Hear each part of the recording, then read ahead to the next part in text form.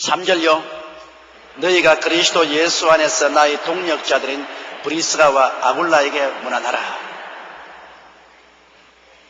바울의 동력자인데 바울은 이 브리스가와 아굴라라는 사람은 로마에 있다가 유대인들은 다 로마를 떠나라.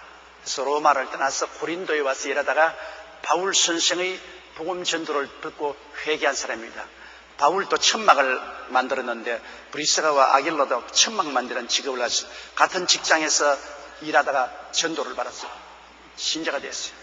그래서 이분들이 에베소에 가서 그 어마어마한 웅변가인 아볼로가 구약 성경은 잘 알고 세례 요한은 알지만은 예수를 모르므로 일어나서 담대하게 세례 요한에 대해서 설교하는 것을 듣고 불러다가 그리스도의 복음을 자세히 설명해서 웅변가 아볼로로 하여금 회개하고 예수를 믿고 위대한 그리스도의 증인으로 만든 것도 이 브리스길라와 아굴라입니다. 그런데 여러분 여기 보면 내가 이 이름을 볼 때마다 언제나 느끼는 것은 브리스가는 아내고 아굴라는 남편입니다. 그런데 부부간에 소개를 하는데 동양은 언제나 남편 이름을 먼저 씁니다. 아내 이름을 먼저 쓰는 별로 없지 않아요. 어떤 집에서 소개하면 이 사람은 김말동입니다. 그 다음 김복순입니다. 그렇게 하죠. 김복순 씨, 김말동 씨 그렇게 말 안 합니다. 언제나 한 가정에는 남편 이름을 먼저 쓰고 그다음 아내 이름을 두 번째 쓰는데 아내 이름을 먼저 쓰고 남편 이름을 뒤에 쓰면 남편이 상당히 모욕감을 느낍니다.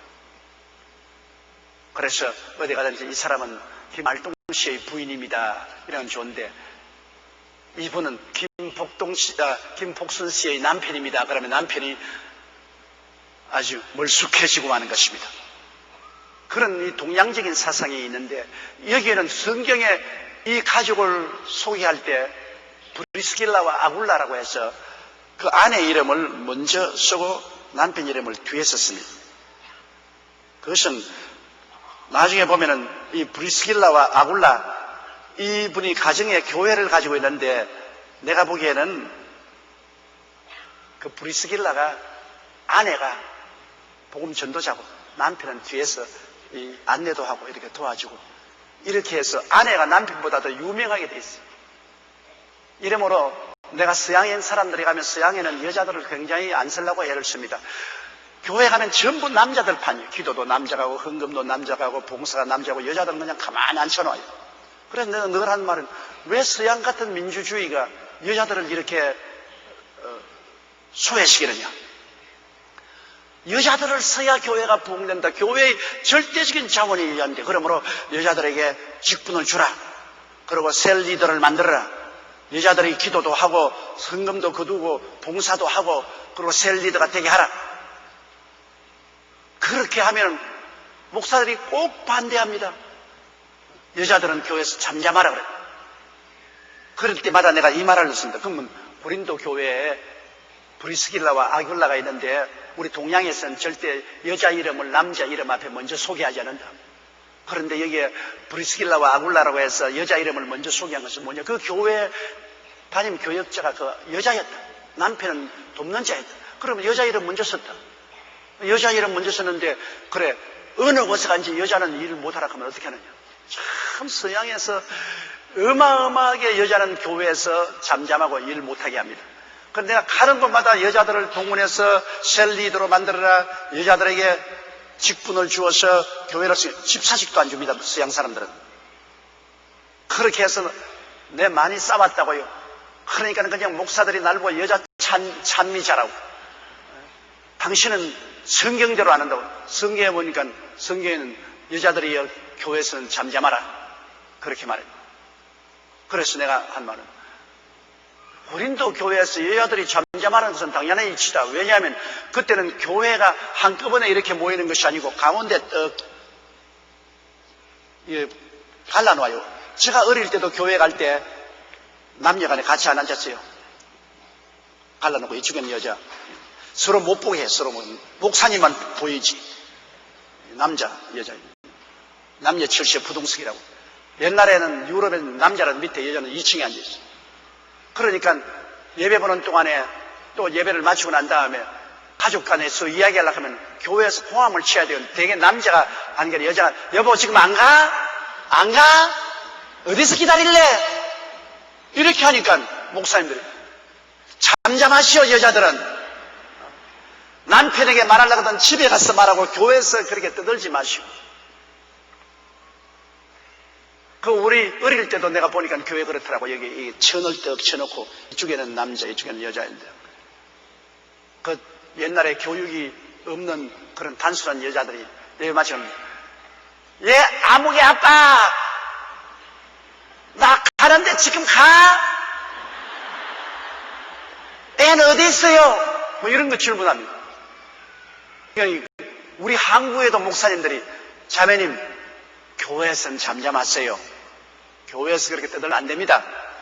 집에 가서 남편에게 이야기할 거라고 교회에서 남편에게 그렇게 떠들면 안 됩니다. 그런 말을 종종 우리 목사님들도 하셨다.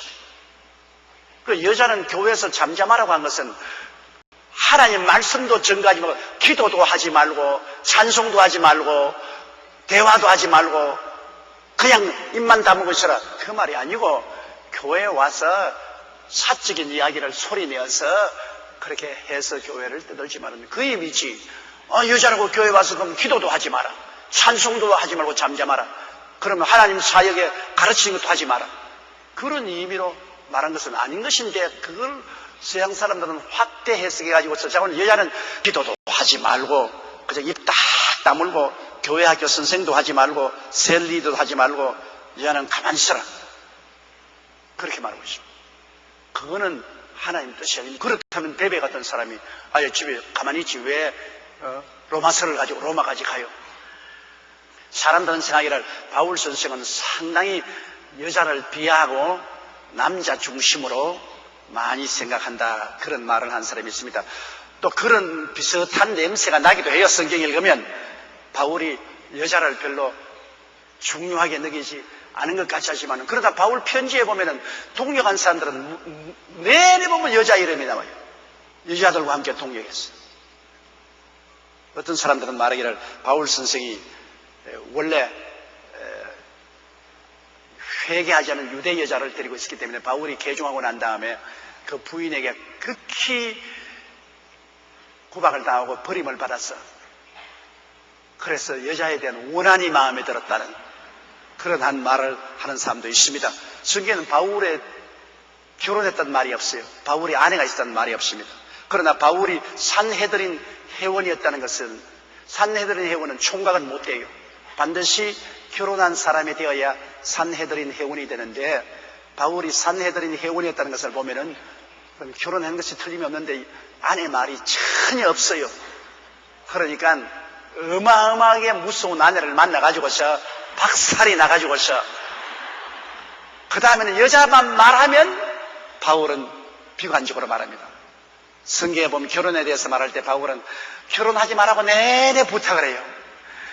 장가가지 말고 시집가지 마라. 혼자 있는 게 참 편하고 좋다. 너 장가가거나 시집가면 고통이 많다. 바울 선생이 늘 그렇게 말하십니다. 또 과부된 여자는 과부되었으면 그냥 살아라. 또 말 낳고 시집가려고 그러노. 시집가서 또 고생 왜 하려고 그러나. 그냥 혼자 살아. 그러니 바울 선생이 늘 성경에 말한 것은 딸을 가지고 있는 남자는 딸을 시집 안 보낸 것이 더 보내는 것보다 더 잘하는 것이다. 시집 보내는 것도 좋지만 안 보내는 것이 더 좋다. 그래가 딸 시집도 안 보내는 것이 더 좋다고 말하고 또 여자들은 시집 안 가고 혼자 사는 것이 좋다 그러고 과부들은 이제는 시집까지 마라 그러고 그러니까 이게 바울이 여자에게 단단히 당했구나. 아주 여자라 하면 그냥 학을 떼고 말이지 머리를 설레설레 흔드는데 아마 자기 아내에게 어마어마하게 짓밟힌 전력이 있어서 그렇구나. 이런 추측을 하는 사람들이 많습니다. 나도 그런 추측을 하는 사람 중에 한 사람입니다. 안 그러고 그 여자에게 그렇게 편견된 말을 할 수. 바울의 결혼관에 대해서 내가 이야기 읽어보면 마음에 낙심이 될 때가 있어요. 바울은 그게 솔직히 말해서 이건 내가 말하는 것이 아니고 하나님이 내게 계시해 준 것이 아니고 내가 말하는 것이다. 내가 말하는 것이다. 결혼 안 한 사람은 그대로 있어라. 그러 요단 말은 내 말이 아니고 하나님 말이다. 결혼한 사람은 이혼하지 마라. 그거는 하나님 말이고 결혼하지 말라는 것은 내 말이다. 그러나 내 말이지만은 이 말 듣는 게 신속해날 거다. 그렇게 말을 하고 있는 것입니다. 그래서 바울 선생은 여자에 대해서 편견을 가지고 있다고 생각하는데, 그러나 실제로 바울의 사역한 것을 보면 그 사역 중에는 여성들하고 끊임없이 함께 일한 것입니다. 안 그러고요, 이렇게 중대한 편지를 남자에게 보내지 않고 베베에게 손에 들려서 로마까지 보낼 리가 없지요. 그리고 여기 동역자에 대한 이야기를 할지라도 바울이 여성 비하하는 사람 같으면 아굴라와 브리스길라라고 하겠는데, 브리스길라 이름은 뭔지 아시죠? 브리스길라와 아굴라에게 문안하라, 그렇게 말하고 있습니다. 브리스길라와 아굴라는 그때 아마 로마에서 있은 것입니다. 4절요. 저희는 내 목숨을 위하여 자기의 목이라도 내어 놓았나니 나뿐 아니라 이방인의 모든 교회도 저에게 감사합니다. 바울이 고린도에서 복음을 전가할 때 참으로 핍박과 환난을 많이, 고린도뿐 아니라 어디 가든지 바울은 그냥 정말로 고통을 많이 겪은 사람입니다. 그때 이 브리스길라와 아굴라가 같이 예수를 믿고 동역을 하면서 많은 위험 속에 자기들이 몸을 던져 바울을 보호하고 바울을 지킴으로 말미암아 바울만 고맙게 생각이 아니라 모든 이방 교회가 브리스길라와 아굴라만 지금 바울의 충성스러운 사람, 바울의 아예 동역자지만은 굉장히 충성스럽게 바울을 지켜주고 바울을 보호해준 그러한 부부인 것입니다. 이렇기 때문에 바울 선생이 그 브리스길라와 아굴라에게 고맙게 생각하고 자기 목숨을 많은 어려움에서 건져준 사람이라고 인정을 하고, 그 때문에 이방 교회들이 다 그를 고맙게 여긴다고 그렇게 말했습니다. 그러니까 그분에게 꼭 안부를 전해달라. 그리고 5절요. 또 저희 교회에 문안하라. 나의 사랑하는 에베네도에게 문안하라. 저는 아시아에서 그리스도께 처음 익은 열매니라. 당시에는 여러분, 교회 건물을 짓지 못하니까 집에서 예배를 봤어요.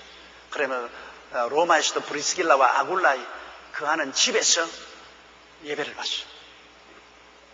가정 예배를 교회로 삼았습니다. 그러니까 충성스러운 사람은 자기 집을 열어놓고 주일날 예배를 받죠. 저희들이 제일 처음 불광동에서 개척할 때는 우리가 집에서 예배를 받습니다. 우리 최하철 목사님이 있는 재산 다 모아가지고서 조그마한 저택을 하나 지었어요.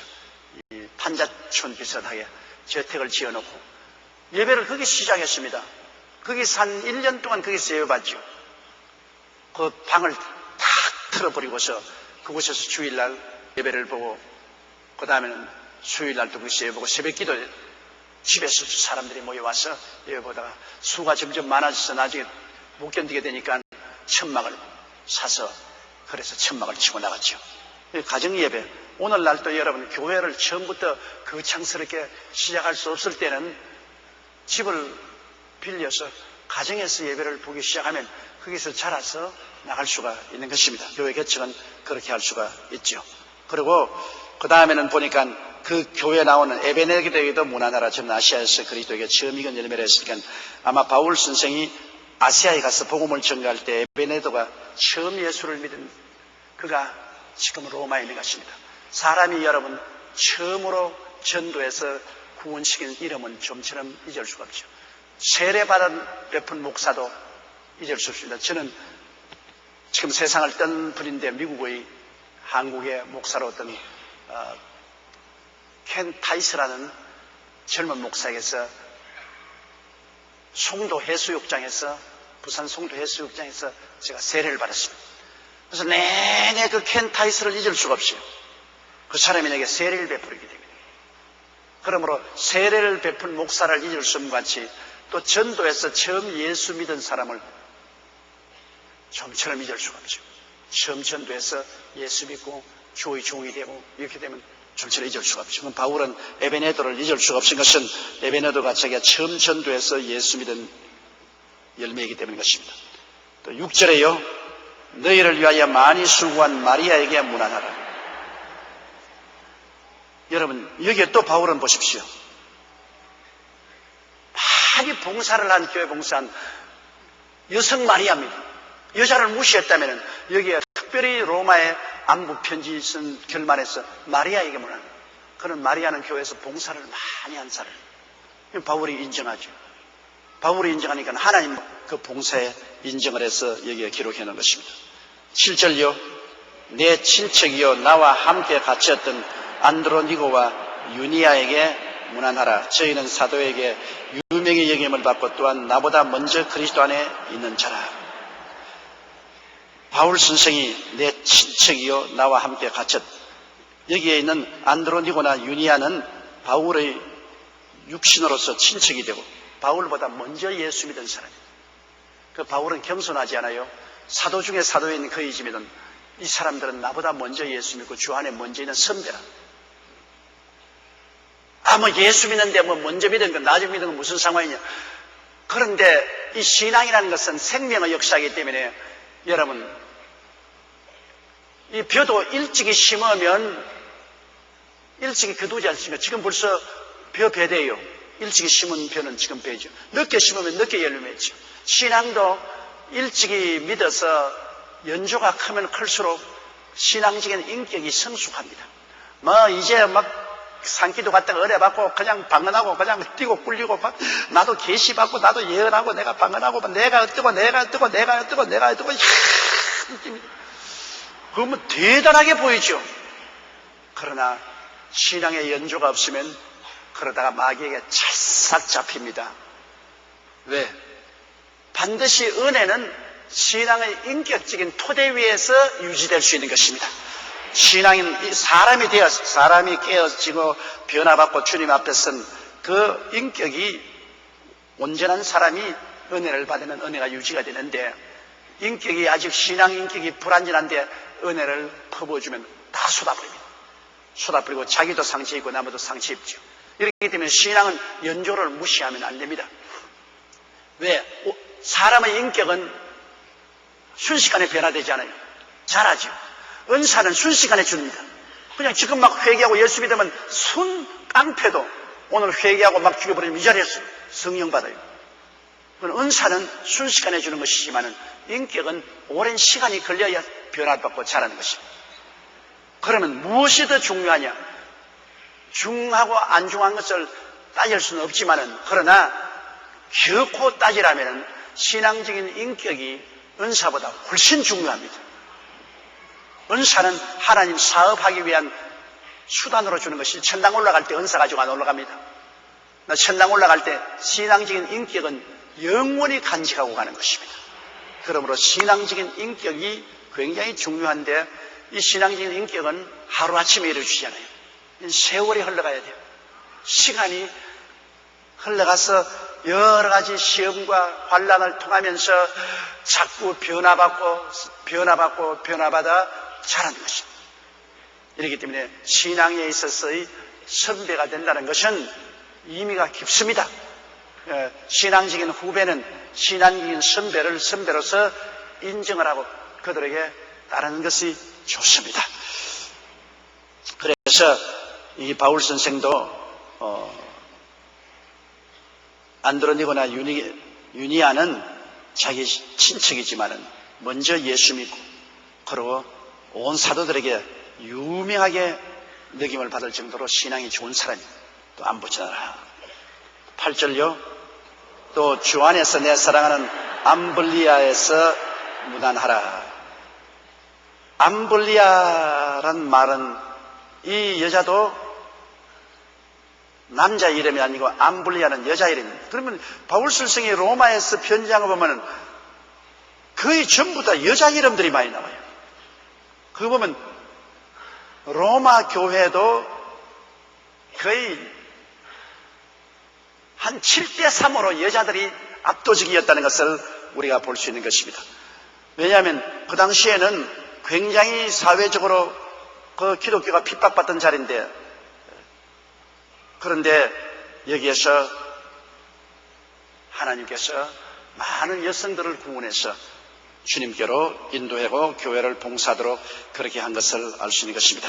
또한 9절요. 그리스도 안에서 우리의 동역자인 우르바노와 나의 사랑하는 스다구에게 문안하라. 바울 선생은 복음을 전하면서 많은 동역자가 있었습니다. 예수 믿고 주의 종이 된 많은 동역자가 있는데 그 동역자가 온 세계로 흩어졌어요. 그래서 어느 곳에 가든지 교회를 세웠어요. 한때 바울과 같이 일하던 사람들이 흩어졌죠. 한때 우리 여의도 순복음교회에서 일하는 사람들이 온 세계로 흩어져서 교회를 개척하고 혹은 선교 사역으로 나가고 한 사람들이 대개 손을 꼽아보니까 한 3,000명 돼요. 옛날에는 우리 교회에서 합계나의 동역자로 일했는데 이제는 온 천하에 흩어져 나갔어요. 이런 바울과 같이 함께 동역했던 암블리아도 우르바노와 스타구도 그렇게 해서 흩어져 나가는 사람인 것입니다. 10절요. 그리스도 안에서 인정함을 받은 아벨레에게 문안하라. 아리스볼로의 권속에게 문안하라. 그런데 여기에 보니까 아벨레는 사람, 이 사람은 유대인입니다. 로마 사람이 이방인이 아니고 유대인인데 이 사람이 주님께 로마에 있어서 많이 봉사를 하고 또 역사한 사람인 것입니다. 그리고 또 아리스볼로라는 사람은 아리스토볼로는 로마에서 살다가 죽은 헤롯 대왕의 손자입니다.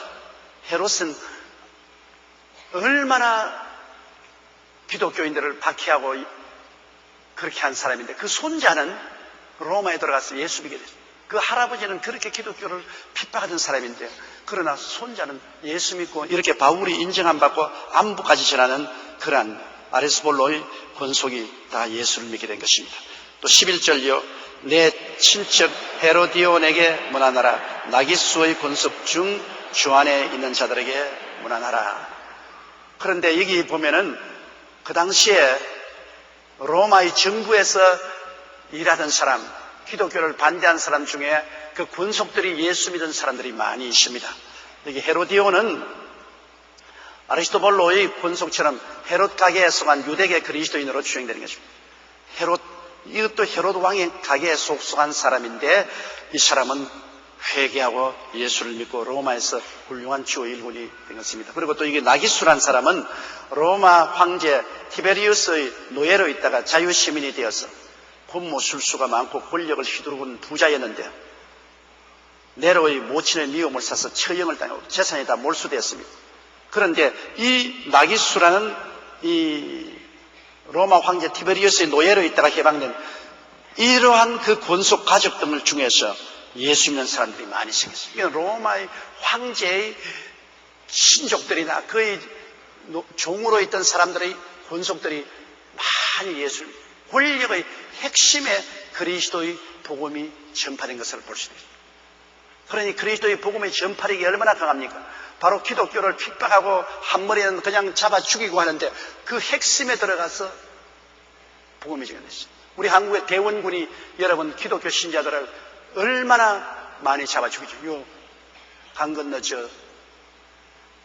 바로 가톨릭 순교 기념관이 있지 않습니까? 많은 사람이 참여해서 한강물에 던지잖아요. 그런데 바로 그 대원군의 부인이 가톨릭교 신자가 된 것입니다. 생각해 보세요. 자기는 무수한 예수 믿는 사람을 잡아 죽였는데 바로 자기 부인이 가톨릭 신자가 되어서 열렬하게 하나님을 경배하는 사람입니다.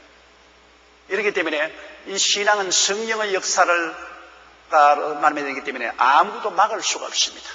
신앙을 담장을 쳐서 막을 수가 없습니다. 북한에 지금 예수 믿는 사람 어마어마하게 핍박을 하고 발견되면 강제노동 수용소 아니면 사형을 시키지만 그래도 성령은 자유롭게 왕래함으로 많은 지하 교인들이 있을 것입니다. 우리가 모르긴 하지만 성령은 쉬지 않고 역사하기 때문에 많은 사람이 회개하고 예수를 믿게 될 것인 것입니다. 12절요. 주 안에서 수고한 두루베나와 두루보사에게 문안하라. 주 안에서 많이 수고하고 사랑하는 버시에게 문안하라. 여기에 보면 두루베나나 두루보사라는 사람이나 그렇지 않으면 버시라는 사람은 지금 여자 이름입니다. 남자 이름이 아닙니다. 거의 바울 선생이 로마 있는 성도들에게 문안하는 거 보면 절대 다수가 여자 성도들입니다. 주 안에서 수고한 드루베나나 드루보사도 여자 이름이죠. 또 버시도 여자 이름인 것입니다. 문안을 해달라고 그랬어요. 그 다음 13절요. 주 안에서 태가심을 입은 루포와 그 어머니에게 문안하라. 그 어머니는 곧 내 어머니라. 이긴 참 아주 재미있는 사실입니다. 왜냐하면 루포는 누구냐면 예수 그리스도께서 십자가에 못 박일 때 여러분 그 십자가를 대신 짊어지고 간 사람이 있지요. 그 십자가를 대신 짊어지고 간 그 자손이 로마에 살고 있습니다. 왜냐하면 알렉산더와 루포의 아비는 구레네 사람 시몬이로 시골로서 지나가는데 저희가 그를 억지로 같이 가게 하여 십자가를 짊어지고 갔어요. 그러니까 그 알렉산더와 루포의 아비가 구레네 시몬인데 그 자손인 알렉산더와 루포가 어디 살았냐? 로마에서 살고 있으면서 그 아버지가 예수 십자가 걸머진 덕분에 자식들이 다 구원을 받았어요. 그 아내와 자식들이. 그러니까 그리스도를 위해서 수고하면 하나님이 그 자손들에게 복을 주게 되어 있습니다. 자손들에게 복 주. 그 골고다 언덕에 올라가는데 예수님이 십자가 무거워서 쓰러지고 못하니까 로마 군인들이 알렉산더라는 사람을 잡아가지고서 십자가 걸머지고 가게 했는데 그 자손인 루포가 예수를 믿게 된 것입니다. 그래서 그 루포의 어머니는 얼마나 바울 선생을 사랑하고 복음 사업을 위해서 돌봐주는지 바울 선생이 내 친어머니다. 그런 다른 사람 아니야. 내 친어머니와 같이 나를 사랑한다. 그래서 그리스도를 위해서 수고하면 하나님께서 반드시 그 후손에게 복을 주신다는 것을 우리가 알 수가 있는 것입니다. 자, 그리고 그 다음 14절요. 아순그리도와 블레곤과 흐메와 바도로바와 흐마와 저희와 함께 있는 형제들에게 문안하라. 바울 선생 머리가 얼마나 좋은지 어떻게 이런 이름을 다 기억하고 있는지 내가 모르겠어요. 나는 가장 요사이 고민을 하는 것은 머리가 나빠요. 길거리에 가다가 대개 남자들 성도보다 여자 성도를 만나면 나는 모르는데 반갑게 나보고 인사를 한다고요. 목사님 안녕하세요. 그럼 내가 아이고 안녕하십니까. 그런데 어디서 본 것 같기는 한데 어디서 봤는지 모르니까 내가 날 알아요? 그냥 안녕하십니까 하면 지나가면 좋겠는데 날 알아요? 글쎄요 어디서 본 것 같은데 아니 날 몰라요? 아니 잘 모르겠는데요.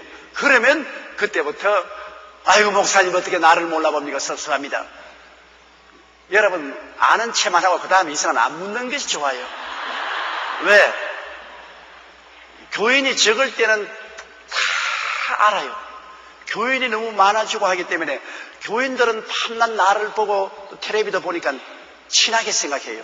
우리도 텔레비에 나오는 그 탤런트들 늘 텔레비 보고 있다가 나중에 실제로 만나면 굉장히 반갑고 같이 아는 것처럼 생각하지만 실제 그렇지 않잖아요. 우리 성도들 늘 저를 보고 또 텔레비를 보고 하니까 막 굉장히 친밀해져 가지고서 잘 아는 것 같이 생각하는데 저는 이 강단에 서서 여러분 자꾸 쳐다보니까 여러분 얼굴은 거의 근사근사하게 부하사 알 듯도 하고 모를 듯도 해요. 그런데다가 뭐 2부, 3부, 4부 이렇게 겹치니까 잘 모르죠. 그런데 꼭 대개 보면 남자들은 그렇게 하는데 여자들은 꼭 인사하고 안녕하세요 그걸 한 다음 목사님 나를 압니까? 그 말 꼭 물어요. 예 압니다. 그러면 아유 반가워요 그러면 되는데 내가 누구지요? 그러면 땅을 팔로 오르시죠. 알 수가 없죠. 아주 당황하게 되는 것입니다. 근데 바울 선생은 나는 참 머리가 좋다고 생각합니다. 그 로마에 가 있는 사람들 중에 편지 쓰면서 어떻게 로마에 직접 가서 한 번도 간 적도 없고 그게 목회도 한 적이 없는데 아순그리도와 블레곤과 흐메와 바도로와 흐마와 저희와 함께 있는 형제들에게 문하는 이름도 복잡하고 외우기도 힘든데 이거 참 대단한 것입니다. 사람이라는 것은 이렇게 자기를 알아주면 굉장히 기뻐합니다. 사람은 자기를 알아주는 자를 위해서 목숨을 바치는 말이 있는데 머나먼 고린도에서 편지 내면서 바울 선생이 여기 있는 사람을 한 사람 한 사람의 이름을 불러서 알아준다는 것은 굉장히 인정하고 사랑을 하고 있다는 것을 증명하는 것이고, 이 사람들이 얼마나 자랑스럽게 생각합니까? 떳떳하게 생각하죠. 그 다음 15절요. 빌롤로고와 율리아와 또 네레오와 그 자매와 올lum바와 저와 함께 있는 모든 성도에게도 나라. 감사합니다, 바울 선생님. 기왕 이렇게 한 바에 내 이름도 하나 써놨으면 좋겠는데 바울 선생님만 나는 잊어버린가 봅니다. 그리고 16절 봅시다. 너희가 거룩하게 입맞춤으로 서로 문안하라. 그리스도의 모든 교회가 다 너희에게 문안하니라. 우리 한국의 인사는 허리를 굽히는 것이죠. 서양 사람의 인사는 악수하는 것이죠. 중동의 인사는 끌어안고 얼굴을 이쪽 뺨 대고 이쪽 뺨 대면서 실제 키스는 안 하면서 입소리만 소리를 빡빡 내죠. 그런데 대단히 친하면 그냥 막 입술도가 다 됩니다. 그런데 제일 신사적인 것이 한국의 인사 같아요. 이 참 허리를 굽혀 인사하면 손을 만지면 그 손에 어떤 병균이 붙었는지 어떻게 알아요? 나는 꼭 화장실에 갔다가 나오기 전에 손을 씻습니다. 왜냐? 혹시 누가 나하고 악수할 때 내가 화장실에 갔다 온 줄 모르고 내 손을 잡으면 손에 더러운 병균이 묻어가면 어떻게 합니까? 그럼 나도 남에게 인사할 때 늘 마음이 그래. 저 사람 화장실에 안 갔다 왔나? 아무도 손을 악수해야 되고, 그 다음 그 손 가지고서 음식 나오면 또 특별히 또 손 씻어서 갈 여가 없으니까 그것도 손 가지고 음식 먹어야 되죠. 그러니 많은 병균이 악수함으로 전달돼요. 이게 서로 악수한다는 것 굉장히 좋지 않아요. 더구나 감기 같은 거 유행할 때는 여러분 전부 이 손을 통해서 이렇게 유행하기 때문에 그 악수는 상당히 위험하죠. 또 어떤 사람들은요, 악수를 하면 그냥 가볍게 하면 막 꽉 쥐고 막 소리가 날 정도로. 그건 여자들은 안 그러는데 남자들 막 이 건장한 사람이 막 꽉 잡는데요, 아예 진땀이 바짝 나요. 내가 옛날에 여기 예배 마치고 난 다음 저기 서서 한 사람 한 사람 악수할 때가 있었어요. 그 한참 젊을 때요. 그런데 악수하는 놈 집에 들어가서 얼음물에 손 담가놓고 손 이렇게 식혀야 돼요. 그 많은 사람이 악수를 한 번씩 하고 가는데 이걸 너무 세게 쥐는 남자들이 많기 때문에 손이 그냥 부어올라요. 여러분, 대통령 맞으러 가면 대통령 비서실에서 뭐라고 하는지 압니까? 꼭 부탁하는 것은 대통령님 손 내밀 때 살짝 잡으세요. 꼭 그 말합니다. 대통령님 손 내미실 때 그 손을 그냥 살짝 잡고 손을 꽉 잡지 마세요. 그 비서들이 꼭 그 부탁을 합니다. 근데 내 비서는 그걸 부탁을 안 해가지고서 그냥 교인들이 꽉 잡은, 자기 하나가 아니고 둘, 셋, 넷, 수백 명이 잡으니까 그냥 나중에는 손이 그냥 부어오르기 시작해요. 이 악수도 별로 좋지 않습니다. 그 다음에 이제 또 이렇게 키스하는데, 우리 미국 하나님의 성회 트라스커 총회장님은 꼭 키스를 그냥 뺨만 대고 실제로 입술을 이렇게 대고 빡빡 하는데, 근데 그분은 침이 많아가지고서 그분만 오면 겁이 나요. 세계적으로 다 이름이 전부 다 그분만 오면 키스하고 싶어 겁이 나가는데 꼭 껴안고 양발에 대고 반대 하고 난 다음에 손수건 내서 닦아야 돼요. 반드시. 이게 침이 주르르 흐르는데요. 흘러. 나는 그래서 그분만 오면 또 이 손수건 내가지고 닦아야 되겠군요. 그렇게 열정적으로 하는 분이 있어요. 근데 누가 그 부인에게 좀 이야기를 해주면 좋겠는데 아무도 용기가 안 나서 그 말을 못해요.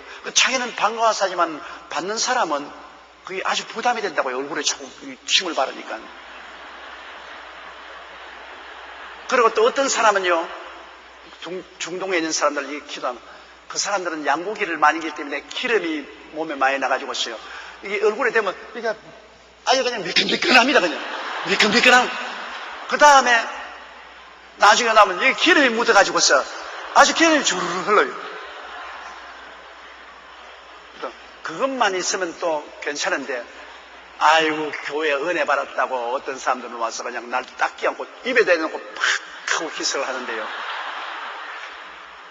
양추질을 잘하고 하면 괜찮은데 냄새가 지독하게 나요. 골치가 아플 정도로 냄새가 나요. 그런 그냥 양추질도 안 하고 나무 입에다가 그냥 입술을 탁 대고 팍 하고 키스를 하니까 얼마나 기분이 나쁩니까? 그 보통 그 호텔에 돌아서 몇 번이나 양추질하고 몇 번이나 닦고 그 인사 방법도 여러 가지 있는데 이건 바울 선생이 기록한 것은 이거는 중동에서 복음이 전파됐기 때문에 중동에 있는 사람들은 지금도 전부 키스가 하지 않습니까? 끌어안고 뺨에 대고 키스하고 좀 친하면 그냥 입술을 대고 키스하고 그러니까 여기에 바울 선생께는 말하기를 너희가 거룩하게 입맞춤으로 서로 문안하라. 거룩하게 입맞추라 했으니까 양추질 많이 하고 입맞추라. 양추질 하지 안 했으면 입맞추지 마라. 그저 입 깨끗이 했으면 입을 거룩하게 하고 난 다음에 입맞추라. 막 그러겠지요. 그러나 여기 거룩하다는 말은 그냥 입 맞추면 남자끼리 입 맞추고 여자끼리 입 맞추면 좋은데 친하면 남의 부인도 그냥 끌어안고 입을 맞춰요. 그러니까 그게 잘못된 생각 가지지 말고 육신의 정욕을 가지고서 남의 부인하고 키스하면 안 되니까 거룩한 마음 가지고서 서로 인사하라. 근데 뭐 그렇게 되면 거룩하게 되기가 좀 힘이 들지요. 그러니까 안 하는 게 좋다. 근데 여기 성경에는 뭐 그러나 성도들끼리는 서로 이렇게 인사하라고 했으니까 인사를 하긴 한데 요 사이는 우리 그게 따를 필요 없습니다.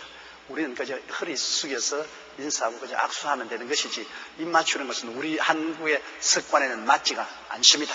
입은 집에 가서 부부간에나 입 맞추고 다른 사람은 입 안 맞추는 게 좋아요. 그 다음 17절요. 형제들아 내가 너희를 권하노니 너희 교훈을 거스려 분쟁을 일으키고 그치게 하는 자들을 살피고 저에게서 떠나라. 이 좋은 말씀입니다. 이 교회의 질서를 불안케 하고 교회의 가르침을 자꾸 거스려서 분쟁을 일으키는 우리를 살펴보고 그와 함께 되지 말고 떠나라. 왜? 함께 합치면 함께 벌을 받게 되는 것입니다. 교회에서 자꾸 단체를 만드는 것은 정말 하나님이 미워하십니다. 근데 사람들이 교회에서 사설 단체를 만드는, 교회 정해놓은 남성교회, 여성교회, 그렇지 않으면 군사회, 안수집사회, 실업인회, 이런 교회에서 하나님께서 정해놓은 단체 이외에 서로 우리는 충청도 사람끼리 모여서 충청회로 하자. 경상도 뭐랄까 경상회로 하자. 그럼 호남 향유회로 하자. 이런 도나 이런 지역이나 학년을 가지고 교회 단체를 만들어서 서로 분려치는 겁니다. 그리스도의 몸에 큰 상처를 입혔습니다. 그건 절대 있어서 안 돼요. 그리스도 안에서 그러한 단체는 용납이 안 됩니다. 그리스도 안에서는 예수 그리스도의 몸된 교회로 하나가 되어 있지요. 거기에는 학연이나 지연이나 그런 것은 있을 수가 없습니다. 예수님 안에서는 그런 건 절대 없어요. 예수님 안에서 무슨 전라도 있고 경상도 있고 충청도 있고 강원도 있습니다. 그럼 하늘나라 가서도 전라도 한국 가고 경상도 천남 가려고요? 그런 것 있을 수 없어요. 예수님 안에서는 다 거듭나서 하나님의 자녀밖에 없습니다, 여러분.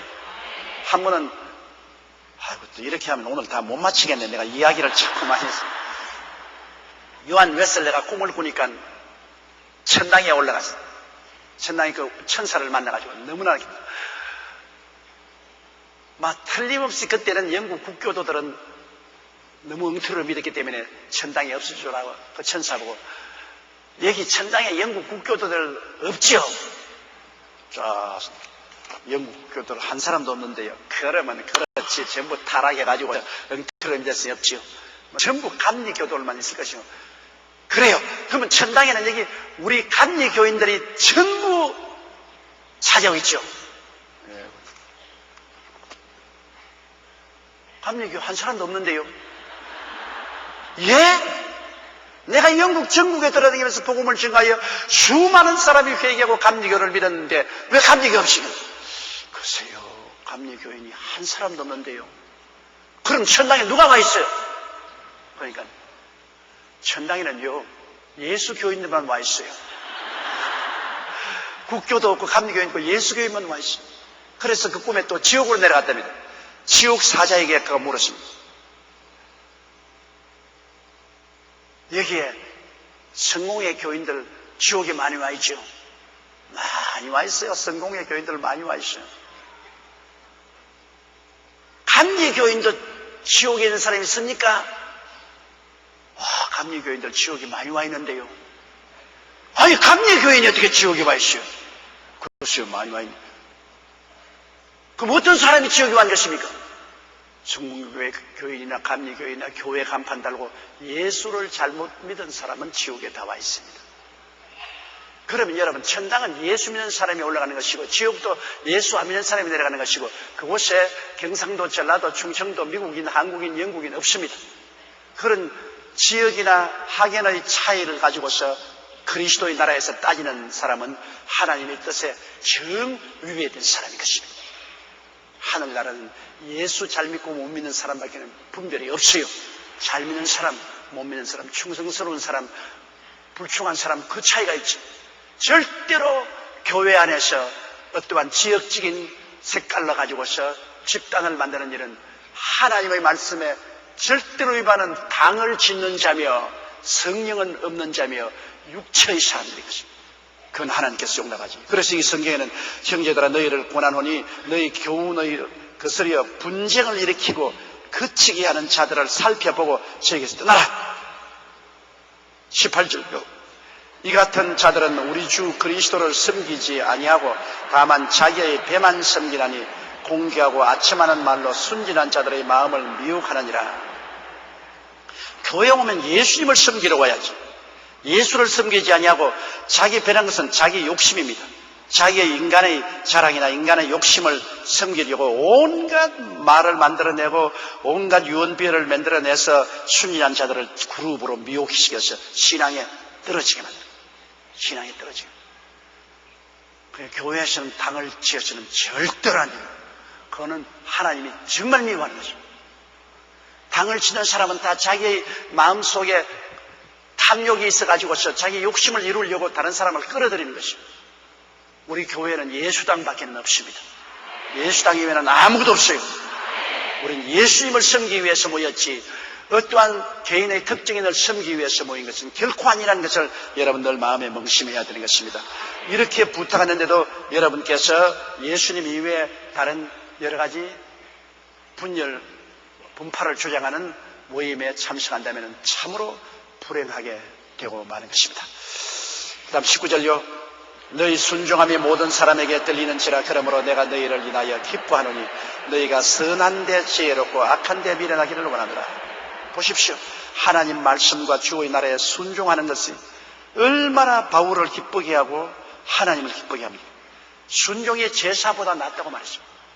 무슨 제사 많이 해드린 것, 막 자기 물질을 많이 드렸기 때문에 자기 마음대로 교회를 움직이지 않으면 안 된다고 목사를 대항하고 이렇게 하는 것보다는 아무것도 못 드렸으면 순종하는 사람이 더 좋은 것입니다.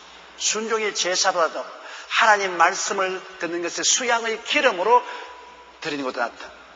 하나님께 불순종하는 것은, 순종하는 것은 사수로의 죄와 같고 우상 사신에 절하는 것과 같으시다. 여러분, 교회 와서 하나님께 불순종하는 것은 사술, 점치고 묻구리하고 그 다음 우상과 사신에 절하는 죄와 같다. 어마어마한 무서운 죄입니다. 교회는 와서 하나님 아버지와 예수님의 역사에 첫째도 순종, 둘째도 순종, 셋째도 순종인 것입니다. 순종하고 믿고 따라가는 것입니다. 하늘나라에 가서 무슨 자기가 살아납니까? 자기는 죽고 예수님만 살아나야 되죠. 그러므로 여기에 너희 순종함이 모든 사람에게 들리는지라 내가 너희를 위하여 기뻐한다. 그러므로 선한 일에는 지혜롭고 악한 데는 미련하게 된다. 미련한 사람 모르잖아요. 그러니까 악한 데는 미련해서 악한 건 따라가지 말고 선한 곳은 지혜로워서 선한 것은 열심을 다하라. 그 다음 20절요. 평강의 하나님이 속히 사탄을 너희 발 아래 상하게 하시리라. 보십시오. 사탄이 들어오면 분열을 시키고 악을 가져온다는 것입니다. 사탄이 들어오면 분쟁을 일으키고 파장을 일으킵니다. 그러니까 그 겉으로는 사람들이라는 것 같지만 그 배후에는 사탄이 있어요. 겉으로는 사람이라는 건데 뒤에는 보면 뱀이 휘휘 감고 뱀이 그 일을 하는 것입니다.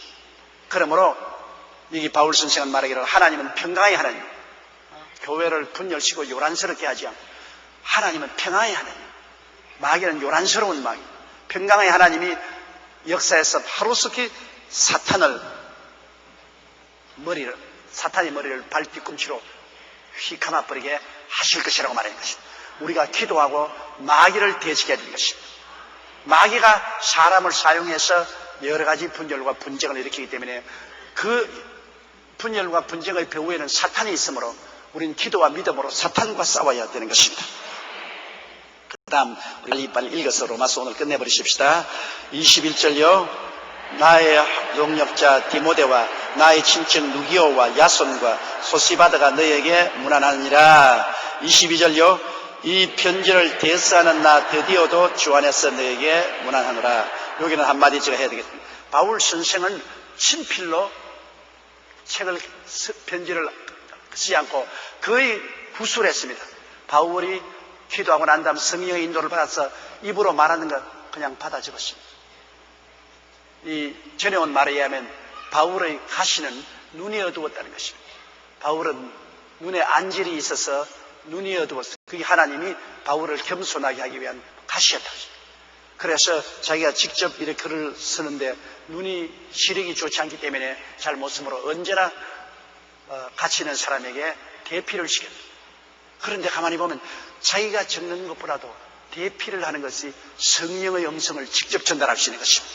자기가 이게 적으면 상당히 인간의 머리로서 생각할 수 있는데 입술로서 말할 때는 성령이 흘러나오는 것입니다. 저도 가만히 보면 원고를 적으면 상당히 내 인간의 지혜로서 원고를 많이 만들 때가 있는데요. 강단에서 설교할 때는 성령이 늘 흘러나와서 성령이 주시는 말씀을 가지고 말할 때가 굉장히 많습니다. 그러므로 바울 선생은 성령이 직접 그 음성을 통해서 구술하고 그 다음에는 밑에 사람들이 받아 적었습니다. 그러므로 바울이 말씀을 구술하도록 하기 위해서 하나님이 바울의 시력을 빼앗으므로 직접 편지 쓰지 않고 대피를 하도록 그렇게 한 줄로 저는 생각하고 있는 것입니다. 그 다음 23절요. 나와 온 교회 식주인 가이오도 너희에게 문안하고 일성의 제무 에라스도와 형제 구아드도 너희에게 문안하니라. 25절요. 나의 복음과 예수 그리스도를 전파하면 영세부터 감추었다가 이제는 나타내신 바 되었으며 영원하신 하나님의 명을 쫓아 신자들의 글로 말미암아 모든 민족으로 믿어 순종케 하시려고 알게 하신 바 그 비밀의 계시를 쫓아낸 것이니 이 복음으로 너희를 능히 경고케 하실지라. 지혜로우신 하나님께 예수 그리스도로 말미암아 영광이 세시는 뭉도록 있을지어다. 아멘. 바울 선생이 전파하는 이 복음은 하루아침에 만들어진 것이 아니라 영원전에 하나님이 계획하셨어. 그래서 아담과 하와를 통해서 그 다음 아브라함과 이삭과 야곱을 통해서 그 다음에는 유대민족을 통해서 그 다음에는 마리아와 요셉을 통해서 예수 그리스도를 통해서 나타난 것이기 때문에 순식간에 만든 많은 이단과 사설을 지난 사람들은 여러분 영세대부터 계획한 그리스도가 아니고 현장에서 만듭니다. 현장에서 감람나무가 생겨나고 현장에서 무슨 재림 예수가 생겨나고 여호와의 증인이니 뭐 그렇지 않으면 몰몬교니 현재 19세기 20세기 현재에 와서 만들어진 것입니다. 그런 것을 따라가면 큰일 나요. 그리스도의 복음은 영원의 뿌리를 두고 있습니다. 영원하신 하나님께 뿌리를 두고 역사적으로 하나님이 계획해서 보내시기 때문에 그리스도의 복음은 하루아침에 만들어진 것이 아닙니다.